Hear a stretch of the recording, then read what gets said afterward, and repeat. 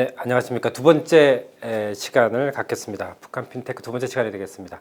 먼저 퀴즈 하나 풀어보겠습니다. 제가 낸 퀴즈는 중국 얘기가 되겠습니다. 중국은 지금 그 핀테크에 관한 세계 최고의 강국이 되겠습니다. 그러니까 핀테크 거래량이라든가 모바일로 손바닥 안에 지금 핀테크가 다 들어가 있는 상황이니까요. 모바일 전화기로 어떤 은행 거래를 하고 있는가 하는 측면에서 거래 건수라든가 거래 금액이라든가 그 다음에 핀테크의 그 다른 금융 분야로서의 확산되는 정도로 봤을 때 세계 최대의 강국이라고 할 수 있겠습니다. 그럼 중국은 왜 이런 세계적인 핀테크 강국이 될 수 있었는지에 대한 이유를 물어봤습니다. 첫 번째는 중국의 인구수와 시장 규모가 되겠습니다. 두 번째는 중국의 과감한 개혁 정책이 되겠고요. 세 번째는 낙후된 금융산업. 네 번째는 모두 다가 되겠습니다. 이 정답을 이 강좌를 마치면서 각자가 생각하는 중국은 왜 핀테크 강국이 될 수 있었는지 이 세 가지 이유에 대해서, 그러니까 즉 중국의 거대한 시장 때문이냐, 안 그러면 중국의 과감한 개혁 정책 때문이냐, 아니면 오히려 낙후되어 있는 금융산업이 일정한 역할을 한 것이냐, 이게 대한 답을 찾아보시기를 바랍니다. 자, 지금 시간에는 북한의 지급결제가 구체적으로 어떻게 진행되고 있는지를 보겠습니다. 첫 번째 제가 사진 두 장을 보여드리겠습니다. 이 사진은 북한에서 가장 그 의미 있는 카드인 전성카드라고 하는 전성카드로 송금하는 모습이 되겠습니다. 그래서 전성카드가 있고 우리가 흔히 아는 단말기와처럼 생긴 이 카드를 통해서 카드에 나와 있는 그 번호와 계좌번호를 입력하는 모습입니다. 그래서 카드로 송금을 하는 모습이 되겠습니다. 그래서 이 단말기가 있으면 집에서 이 카드를 가지고 송금을 할 수가 있죠. 그래서 북한에서 내려오신 북한 이탈 주민들의 얘기를 들어보면 시골에서도 이런 단말기가 있는 집을 찾아가서 송금하는 사례들을 이야기하시는 분들이 나오고 있습니다. 두 번째 모습은 북한의 모바일 뱅킹 내지는 그 모바일 지급 체제와 관계되어 있는 울림이라고 하는 시스템이 되겠습니다. 앞에는 그 카드와 전자카드와 단말기를 결합해서 은행 업무를 보았다고 한다면, 지급 결제를 했다고 한다면, 이거는 휴대폰과 카드의 결합이 되겠습니다. 그래서 울림이라고 하는 시스템이 1918년도 정도에 남한에 보도가 되기 시작을 했습니다. 그래서 아마 1918년도가 아니면 1917년 정도에, 그러니까 1910년도 후반이 되겠습니다. 휴대폰을 이용하고 전자카드를 이용한 송금 시스템이 나와 있습니다. 그래서 도움말을 보면, 이 휴대폰에 나와 있는 도움말을 보면 결제를 어떤 식으로 하는지에 대한 도움말들이 나와 있고요. 전자상점에서 이용할 수 있는 방법들이 상세하게 도움말들이 나와 있습니다. 그리고 카드로 송금을 할 때는 어떤 절차를 거쳐야 되는지 하는 도움말들이 나와 있습니다. 그래서 이 두 가지 사진이 북한의 지급결제를, 가장 발전된 지급결제를 상징하는 두 개의 사진으로 제가 한번 뽑아 보았습니다. 자, 구체적으로 살펴보겠습니다. 북한의 지급결제의 출발점은 전자카드의 이용이 늘었다라고 볼 수 있겠습니다. 그런데 이제 우리가 이해하고 있는, 남한에서 이용하고 있는 카드하고 기능이 좀 다르다고 봐야 될 것 같습니다. 그래서 전자카드라고 해서 지급결제를 중점에 둔다기보다는 은행 거래를 하기 위한, 그러니까 은행 거래를 하기 위한 1차적인 기능이 첫 번째 기능이 될 것 같습니다. 그러니까 종이 통장을 대신하고 내가 계좌를 만들 수 있는, 은행에 계좌를 만들고, 북한에서는 이제 돈자리라고 부르는데요. 은행에 돈자리를 가지고 은행 거래를 할 수 있는 그거의 하나의 징표로서, 하나의 그 표시된 종이 통장과 가까운 형태로 카드가 발급되고 있다고 보면 될 것 같습니다. 어떻게 보면 북한에는 종이 통장이라는 개념이 없어요.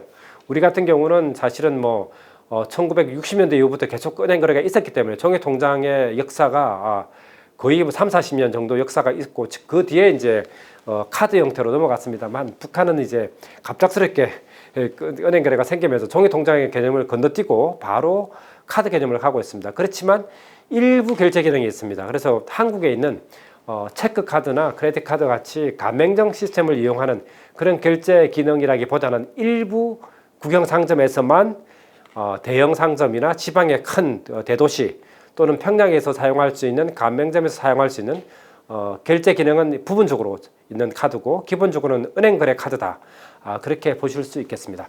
이런 카드들이 1910년부터 발급이 되었는데요. 물론 그 아래쪽에 보면 표의 아래쪽에 보면 최초의 카드는 2005년도에 나왔다고 합니다만 아마 저 카드는 굉장히 이제 기업들에서 아마 기업 거래를 할 때 사용된 카드가 아닌가 싶고요. 일반 개인들이나 일반 주민들이 이용할 수 있는 카드는 아니었던 것 같고 일반 주민들이 평양을 중심으로 유행했던 카드는 2010년대부터 나오기 시작을 했습니다. 그래서 조선무역은행에서 나래카드라는 게 나왔고요. 처음에는 외화카드로 나왔습니다. 그래서 아마 일반 대중들이 접근하기는 쉽지 않았을 것 같기도 합니다. 그 다음에 고려은행이라는 데 고려카드가 나왔고요. 이 카드도 역시 외화로 통용되었던 카드였습니다. 그래서 외화 상점이라고 하는 특별한 상점에서만 사용할 수가 있었고요. 나래카드는 첨불카드처럼 우리 그 티마니처럼 적립해서 충전식 카드인 걸로 파악되고 있습니다. 그 다음에 나온 고려카드는 칙불카드라고 해서 계좌를 만들어서 계좌와 연결되어 있는 카드라고 보면 되겠습니다. 가장 중요한 카드는 이 5개 카드 중에 가운데에 있는 전선카드라고 보면 되겠습니다. 아까 말씀드린 상업은행, 조선중앙은행의 각 지점이 상업은행 기능을 하고 있는데 그 국영 상업은행에서 이용할 수 있는, 그러니까 12개의 그 시군 내서 이용할 수 있는 그 조선중앙은행의 지점과 또는 저금소에서 이용할 수 있는 그런 카드인데 북한 원화, 그 조선인민공화국 원화를 이용할 수 있는 카드가 되겠습니다. 그래서 이거는 일반인들이 외화를 거래하지 않는 일반인들도 이용할 수가 있고 직불로도 사용할 수 있고 충전식으로도 사용할 수 있습니다. 그래서 2015년도에 그야말로 일반 대중들이 일반화된 널리 이용할 수 있는 카드가 통용되었다고 보면 되겠습니다. 그래서 전선카드가 가장 중요한 카드가 될 것 같고요.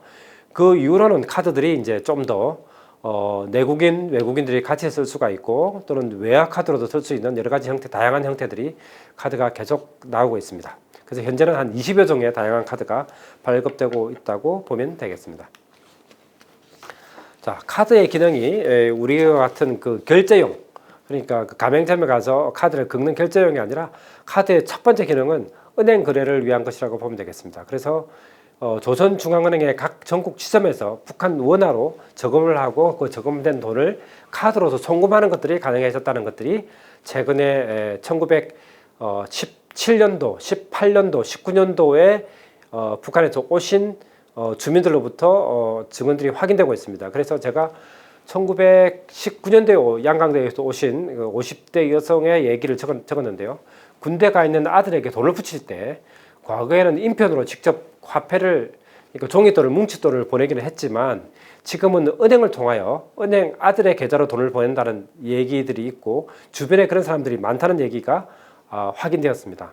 그래서 그 과거에는 뭉칫돌을 보낼 경우는 상관이 그 자식에게 돈을 손을 대기는 하지만 계좌로 들어갈 때는 훨씬 더 그럴 위험이 적다라고 합니다. 물론 아들이 그 계좌번호를 가지고 있을 수도 있고요. 또는 아들이 아니면 군대에 있는 상사나 또는 그 군 밖에 있는 어떤 그 가게 주인이나 주민들의 그 계좌번호를 이용하기도 한다고 합니다. 자, 그래서 이 전선카드라는 게 옴으로 해서 그 북한에도 지방에도 상업은행 이용이 활성화되고 있는 것들이 1910년대 후반부터 확인되고 있고 이거는 어마어마한 변화입니다. 과거에는 북한의 개인거래, 북한에서 그러니까 한 10년 이전에 오신, 그러니까 2000년대 오신 분들은 북한에는 개인들이 이용할 수 있는 은행이 없다라고 다 증언을 공유하고 있었는데 1910년대 후반에 드디어 이제 북한의 상업은행이 활성화되고 있다는 증언을 하신 그런 탈북민들이 나타나기 시작한 거죠. 그래서 북한의 상업은행이 실제로 존재하고 있고 지방에 계신 분들도 상업은행을 이용하고 있는 것들이 확인이 되었습니다. 이거 어마어마한 큰 변화가 되겠습니다.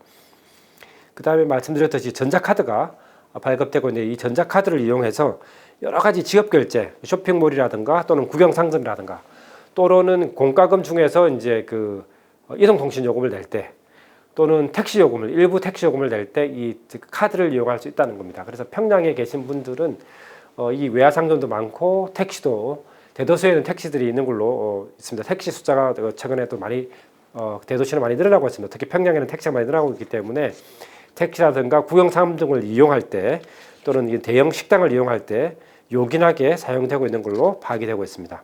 그리고 말씀드렸듯이 쇼핑몰에서 결제할 때도 이런 카드들이 이용되고 있습니다. 현대 오늘날 핀테크의 가장 그 결정판은 역시 휴대폰, 스마트폰을 이용한 송금인데요. 북한에는 스마트폰을 이용하는 송금 이전에 전화돈, 전화돈을 이용하는 이거는 그 아프리카 그 케냐라든가 나이지리아 같은 그러니까 은행 금융 시스템이 은행 금융 채널이 은행 금융 브랜치가 널리 있지 않은 그리고 계좌를 아예 가지고 있지 않는 그런 나라들에서 많이 통용되는 방식이고 북한도 휴대폰이 거의 들어온과 동시에 2010년대 초반부터 전화 요금을 통해서 그러니까 통화 시간을 통해서 서로 간에 돈을 주고받는 방식이 되겠습니다. 그래서 기본 요금과 추가 요금 그리고 때로는 외화 충전 카드를 이용해서 5불짜리에서부터 20불짜리 카드를 충전시켜서 주고받을 수 있습니다. 그러면 약 그 한국 돈으로 치면 10,000원에서 20,000원, 북한에서는 그 10,000원에서 20,000원이면 꽤 큰 돈이 될 거고요. 이런 돈들을 서로 주고받을 수가 있고 빌려 받을 수가 있고 또는 그 친구에게 또는 뭐 군대 간 친구에게 제가 인터뷰한 평양에서 2017년도에 온 30대 남성의 말에 따르면 군대 가 있는 친구에게 전화돈으로 송금한 경험들을 많이 이용을 하고 있더라고요. 물론 큰 돈은 아니게 되겠습니다. 소액을 그 대신 굉장히 편리하게 은행을 갈 필요도 없고 가장 편리하게 주고받을 수 있기 때문에 실시간으로 송금이 가능하고 있기 때문에 꾸준하게 주민들 사이에 이용이 되고 있습니다. 그렇지만 이 전화돈 방식의 송금은 몇 가지 한계가 보여지고 있습니다. 왜냐하면 북한도 사실은 그런 그 아프리카나 이런 큰 나라가 아니고 인구 밀집 지역의 대도시나 그 농촌이라고 하더라도 그 인구 밀집도가 그렇게 낮은지가 않고 전국적인 채널망이 있기 때문에 북한도 이런 전화돈으로 폰마니라고 부르는데요. 이 폰마니를 따른 한도를 설정을 하고 있고 이것을 공금융으로 흡수하려고 노력들을 하고 있습니다. 그래서 이용 한도를 제한하고 북한 당국이 개입하고 있다. 이런 뉴스들이 국경 지역을 통해서 접경 지역을 통해서 이런 뉴스들이 들려오고 있습니다. 그래서 저희들이 추론해 볼 수 있는 것은 북한 정책 당국 입장에서는 역시 은행 거래를 직접 해서 외화를 환수하고 시중에 유통되고 있는 그 유효자금을 흡수할 수 있는 것보다는 이런 그 전자 충전 카드를 통해서 외화를 흡수하는 것도 흡수 효과도 적고 그리고 어떻게 보면 공식적인 공금융 체계로 금융 형태를 끌어들이는 게 아니기 때문에 이런 폰마니 전화돈 방식의 송금에 대해서는 일정한 제한들을 계속 가하고 있는 걸로 추론이 되고 있습니다. 자, 그 다음에는 어떤 지급결제 시스템을 이용하고 있을까요? 드디어 이제 모바일을 이용한 결제 방식이 되겠습니다. 이 모바일 결제 방식은요, 울림이라고 해서 아까 2018년 11월 달에 NK뉴스라고 하는, NK경제라고 하는 북한 경제 전문 뉴스에서 처음 보도가 되었습니다. 그래서 이 처음부터 이 그 지급결제에 대해서 보도하려고 했던 건 아닌데 북한의 스마트폰 그 당시에 나와 있던 신형 스마트폰인 2428, 평양 2418이라고 하는 최신 폰을 보면서 새로운 앱을 하나 발견했습니다. 울림 1.0이라고 하는 화면을 보면서 실제로 지급결제가 이용되고 있을 수 있겠구나 라고 발견을 한 겁니다. 그래서 손전화기에다가 스마트폰에다가 앱을 깔고 아까 말씀드린 전선카드를 결합시키면 은행 계좌 업무를 볼 수가 있다. 그래서 일정한 송금을 할 수 있고요. 또는 전자상점에 지급결제를 할 수가 있고 또 자신의 잔고 확인, 그래서 은행을 가지 않고 업무를 볼 수 있는 이런 방식의 지급결제가 이용되고 있다는 것들이 확인이 되었습니다. 그리고 아까 말씀드렸습니다만 은행과 연계되어 있는 실제 은행에 돈을 옮겨서 지급결제하는 방식 외에 이 울림에다가 전자지갑을 만들어서 돈을 충전하는 지급 방식, 그래서 말씀드렸듯이 전자지갑이 충전할 때는 수수료를 1%를 받고 은행에서 직접 자금을 움직여서 돈을 움직여서 지급결제할 때는 수수료를 2%를 받고 있는 그런 식으로 해서 자체적인 지급결제 네트워크를 추구하고 있는 걸로 확인이 되었습니다. 그로부터 2년 가까이 지난 시점에서 드디어 이제 북한의 그 울림 2.0이 출시되었다는 소식이 북한 전문 매체인 데일리 NK가 보도가 되었는데요. 주요한 내용은 그렇습니다. 전반적으로 기능이 업그레이드되었는데 결정적으로 중요한 것은 아까 우리 전자지급결제의 법률이 만들어졌다고 했지 않습니까? 이런 그 QR코드 방식으로 간편 결제를 할 수 있는 기능들이 추가가 되었고 그 다음에 업그레이드가 되면서 외화카드를 첫 번째는 원화 결제가 가능할 수 있는 전선카드를 휴대폰과 결합할 수 있는 방식이었는데 이제는 외화카드와 원화카드를 같이 결합해서 쓸 수 있는 그러니까 다양한 종류의 계좌를 휴대폰에 연결해서 지급결제에 이용할 수 있는 방식의 2.0이 나왔다는 소식이 2020년도에 나왔습니다. 그래서 상당한 이게 다만 문제는 이러한 결제 방식을 이용하는 그 주민들이 얼마나 늘어났는지 실제로 얼마나 지방까지 구석구석 활용이 되고 있는지에 대한 것들은 확인이 안 되고 있고요. 다만 작년 8월 달에 나와 있는 뉴스를 보면 데일리 엔케에서 보도한 것에 따르면 모바일 앱을 통한 그런 그 결제 방식을 이용하는 주민들이 늘어나고 있다. 왜냐하면 상당히 편리할 겁니다. 편리하기 때문에 젊은 사람들을 중심으로 또는 평양을 중심으로 이러한 모바일 앱을 이용한 지급 결제 방식이 늘어나고 있고 QR코드 방식이 늘어날 가능성들이 있습니다. 다만 얼마큼 늘어나고 있는지 얼마큼 활용되고 있는지까지는 이제 확인이 안 되고 있다는 그런 것들을 함께 말씀을 드리겠습니다. 자, 그러면 이제 북한 핀테크와 관련 어떤 식으로 발전되고 있는지 지금부터 본격적으로 핀테크 유형에 대해서 살펴보도록 하겠습니다. 그 전에 전반적으로 북한 핀테크를 한번 앞에서 살펴본 내용들을 한번 정리를 해보겠습니다. 첫 번째는 시기입니다. 북한의 핀과 테크의 상호작용에서 어떤 쪽이 더 주도하고 있고 어떤 쪽에 기반을 형성하고 있는지를 한번 정리해서 보도록 하겠습니다. 첫 번째는 북한의 그 계좌송금은 대략 지금까지 살펴본 자료에 따르면 2016년도에서 17년도 정도가 아닌가.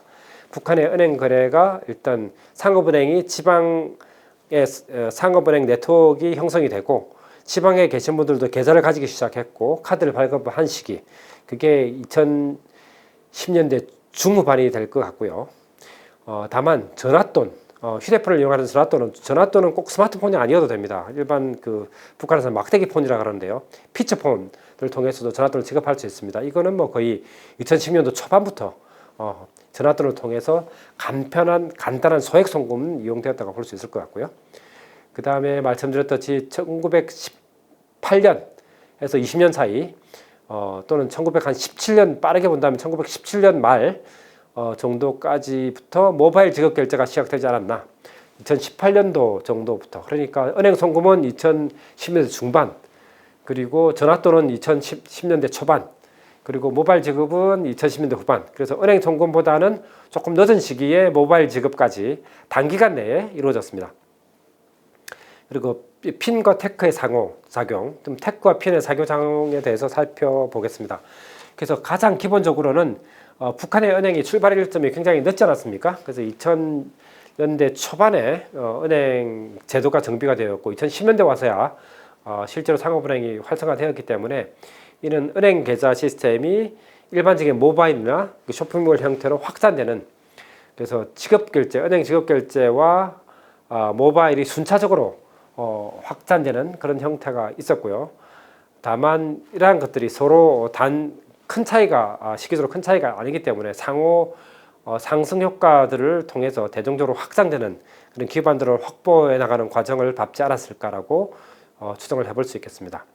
그리고 모바일 결제와 쇼핑몰이 반대로 굉장히 젊은 사람들과 말하자면 얼리 어답터들 이런 그 편리한 지급결제 시스템을 활용하는 사람들 사이에는 오히려 더 은행 계좌를 거꾸로 더 활성화시킬 수 있는 여러 가지 은행 계좌를 다양하게 만든다라든지 또는 원화 계좌뿐만 아니라 달러 계좌나 위안화 계좌를 만든다라든지 그렇게 해서 은행 계좌를 오히려 더 활성화시키고 은행의 가장 그 기본적인 북한 은행의 문제는 북한 원화에 대한 불신 때문에 또는 은행이라고 하는 기관에 대한 불신 때문에 자기의 돈이 당국에 노출되는 것들을 꺼리기 때문에 은행은 그를 기피해 왔습니다.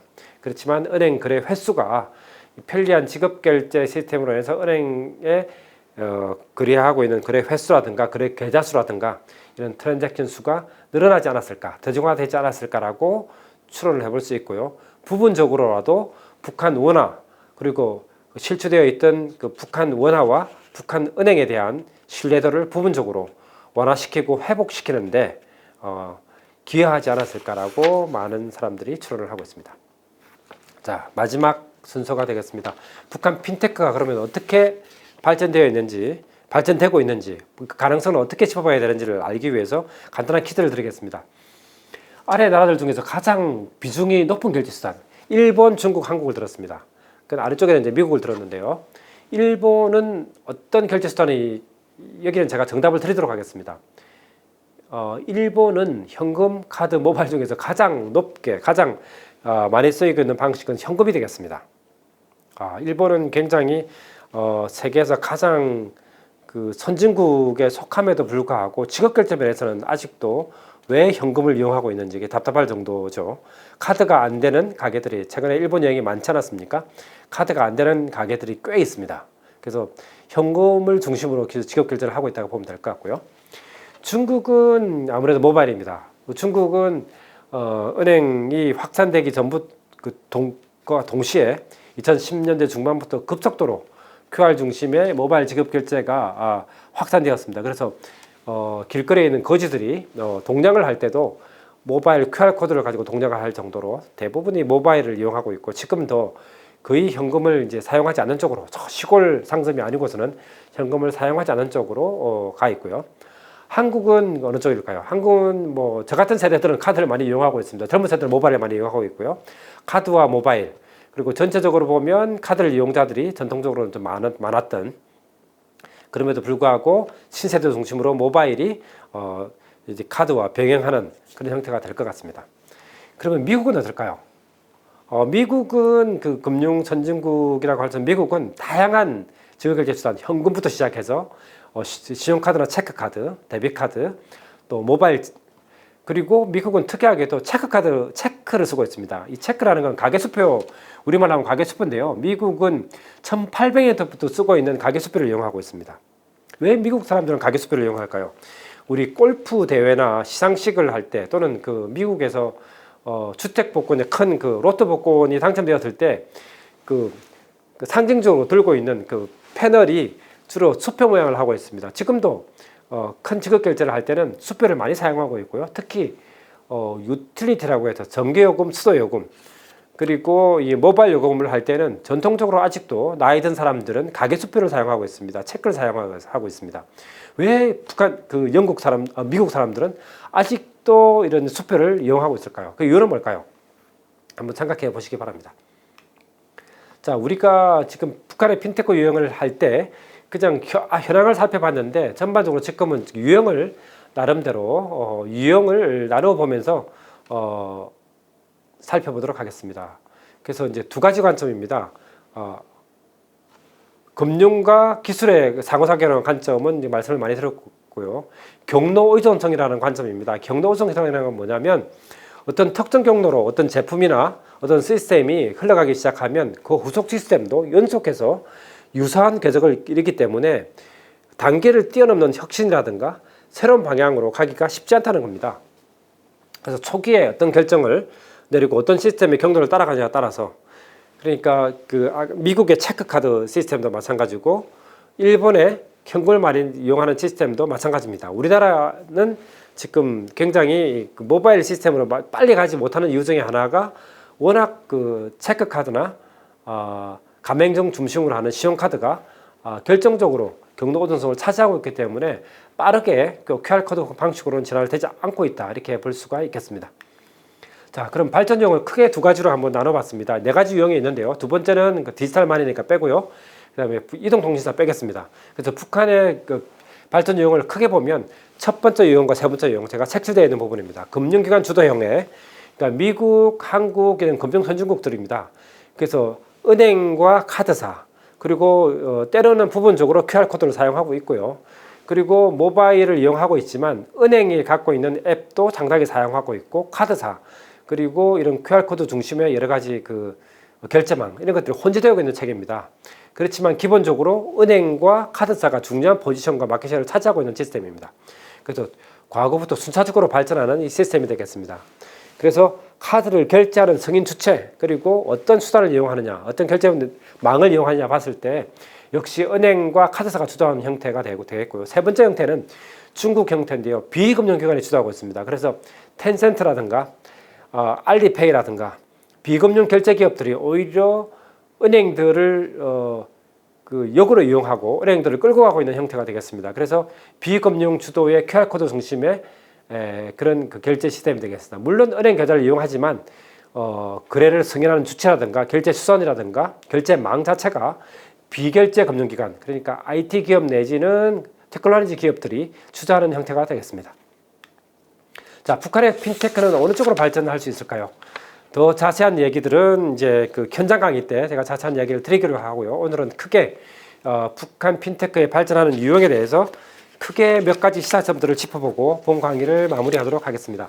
첫 번째, 북한 금융 시스템은 한국이나 미국과 같은 금융기관 주도형이 아닐 가능성이 크다고 보여집니다.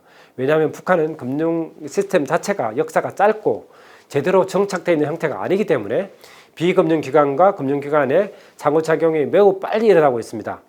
그래서 금융기관 주도형이 아닐 가능성이 커 보이고요. 두 번째는 이동통신 주도형이 아니라는 겁니다. 아프리카처럼 북한 현재 당국이 제재를 가하고 있습니다. 한도 제한을 가하고 있기 때문에 이동통신사 주도형도 아닐 가능성이 크고요. 그렇다면 가장 유력한 형태는 중국과 비슷한 유형이 될 가능성이 크다고 보여집니다. 그래서 중국과 같이 비금융기관이 주도하는 형태를 북한도 지향하고 있는 그런 단서들이 보입니다. 그래서 여러 가지 그 비금융기관들의 은행과 관계되어 있는 결제 업무들을 볼 수 있게끔 같이 터주고 있고요. 각 말씀드렸듯이 그 모바일 결제 시스템 업체라든가 쇼핑몰 업체들이 여러 가지 전자금융 그런 기능들을 겸하고 있는 모습들을 하고 정부가 그것들을 지원하고 있는 그런 걸로 봐서 중국과 같은 그 테크놀로지 기업 주도형의 발전을 그림을 그리고 있을 것 같습니다. 그렇지만 제가 보는 관점은 중국과 똑같은 과정을 겪지는 쉽지 않을 것 같고 중국을 지향하되 조금 더 다른 형태가 될 가능성이 크지 않나 싶습니다. 그거는 앞서 퀴즈에서 말씀드렸듯이 중국의 빅테크처럼 굉장히 그 기업 간 그 개방 시장 경제 원리에 발빠르게 움직일 수 있는 그런 큰 어떤 쇼핑몰이라든가 그 다음에 우리 그 다음이나 카카오 같은 그런 그 텐센트 같은 그런 기업들이 과연 가능하겠느냐 하는 한계들이 있고요.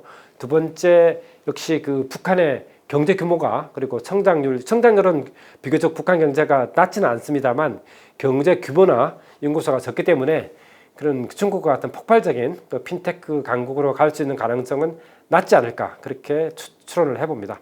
결론적으로는 중국과 비슷하지만 또 다른 북한식 핀테크로 발전할 가능성이 크다 이렇게 보여지고요. 마지막으로 이제 두 번째 칸을 보면 그 라오스 같은 형태는 북한과 같은 그 기본적인 자유주의 경제와 그 시장 경제가 결합되어 있는 나라라는 정면에서 북한과 좀 비슷하고 경제 수준도 북한과 비슷한 나라입니다만 라오스 같은 나라들은 은행을 중심으로 모바일을 지급 결제를 하고 있습니다.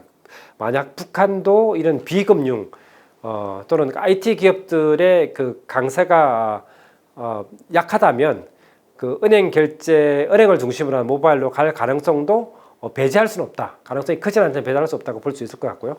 그럼에도 불구하고 중국과 유사한 형태의 결제 방식으로 갈 가능성이 큰데 그건 이제 테크놀로지 기업과 그 다음에 금융기관이 얼만큼 경쟁을 하고 누가 누구를 더 견인할 것인가, 누가 주도권을 가질 것인가에 따라서 결정이 될 것이라고 결론적으로 말씀드릴 수 있겠습니다.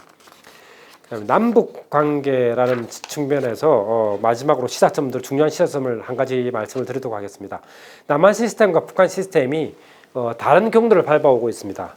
그 남한 시스템은 일반적인 자본주의 시스템은 순차적인 시스템을 밟아오고 있기 때문에 굉장히 시스템의 안정성 측면에서는 굉장히 안정성이나 시장 효율성 측면에서 굉장히 경쟁력이 있고요. 그럼에도 불구하고 빠른 혁신적인 결제 체계로 가는 데는 한계가 있습니다. 왜냐하면 워낙 그 카드 가맹점 시스템이 있기 때문에 카드 가맹점 시스템을 건너뛰기가 쉽지 않은 반면에 북한은 혁신을 하기가 굉장히 좋은 환경을 가지고 있습니다. 그래서 카드 가맹점 시스템을 뛰어넘고 QR을 활용하는 시스템으로 갈 수도 있고요. 그래서 북한은 혁신적인 발전에 비교적 유리한 측면들이 있고 남한은 굉장히 말하자면 그 비즈니스 측면에서 경쟁력이 있고 굉장히 효율성과 안정성 측면에서 강점이 있습니다. 그래서 두 가지 기능들이 잘 어떻게 조화가 된다고 하면 글로벌 시장으로 진출했을 때 북한이 갖고 있는 그 혁신적인 어떤 시스템 방식을 잘 결합을 한다면 남북한의 보다 효율적이고 혁신적인 핀테크 시스템, 제3의 시스템으로서 글로벌 시장에 나갈 수 있는 그런 가능성도 주목해서 살펴봐야 되지 않을까 싶습니다. 자, 이상으로 북한 지급결제 시스템의 발전 양상과 그리고 유형 그리고 남북 핀테크의 시너지 가능성까지 간단히 살펴보았습니다. 본 강의에서 다시 여러분들과 함께 조금 더 시간적 여유를 가지고 또 다양한 화면을 보면서 여러분들과 그 재밌는 강의를 또 이어가도록 하겠습니다. 영상 강의는 여기까지 마치도록 하겠습니다. 시청해 주셔서 감사합니다.